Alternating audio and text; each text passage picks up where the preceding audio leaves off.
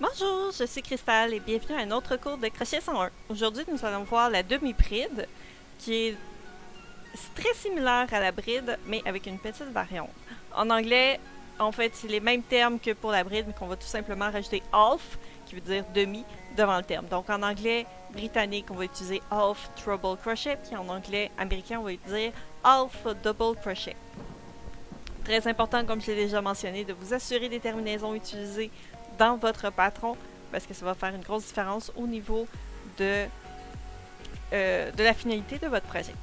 Donc ici, j'ai une chaîne de 11.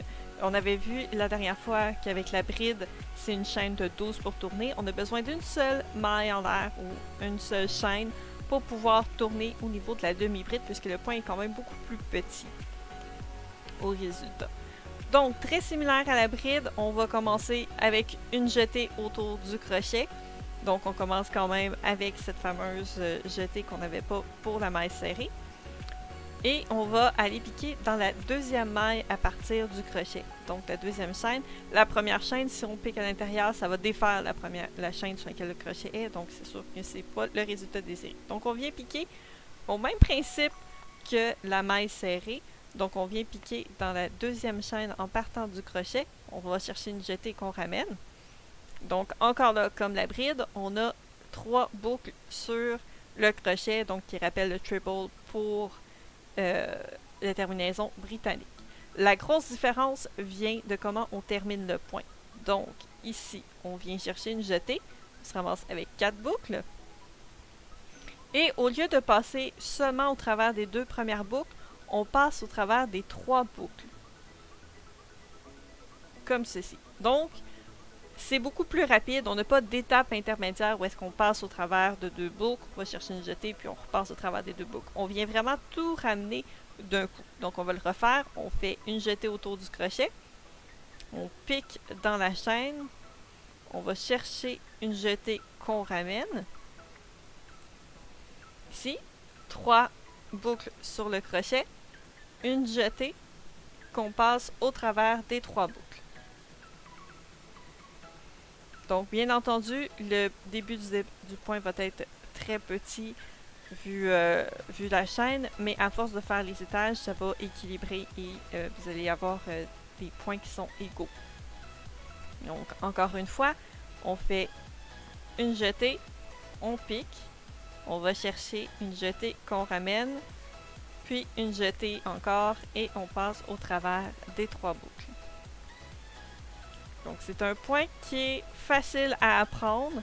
Il peut être un peu compliqué par rapport à la bride et la maille serrée si vous alternez beaucoup entre ces trois points-là. Peut-être qu'à un moment donné, ça va vous mélanger un peu. Vous allez faire une bride au lieu d'une demi-bride. C'est pas si grave que ça, dépendamment de l'ouvrage que vous êtes en train de faire.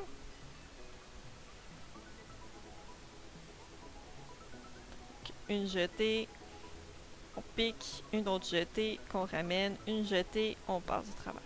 Jetée, on pique, jetée, on ramène, jetée, on passe au travers.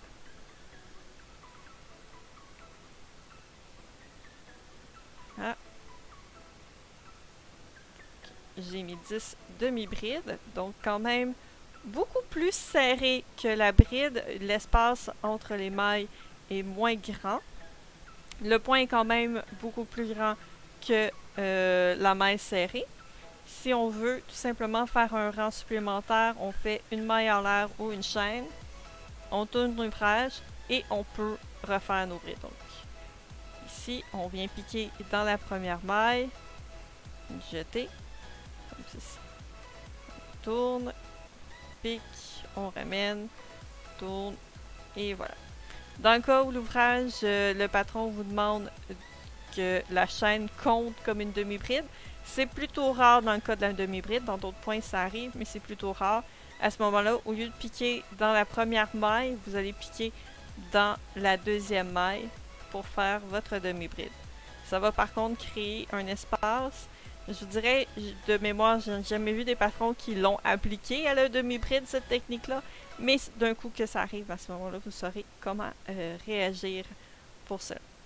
Donc voilà, c'était la demi-bride. Si vous avez des questions ou désirez voir un point particulier en vidéo, n'hésitez pas à laisser un commentaire en dessous de cette vidéo. Lâchez un pouce bleu en l'air si vous avez aimé et n'oubliez pas de vous abonner à ma chaîne pour d'autres vidéos sur le crochet. Merci de me suivre et à une prochaine fois pour un autre cours de crochet 101. À la prochaine!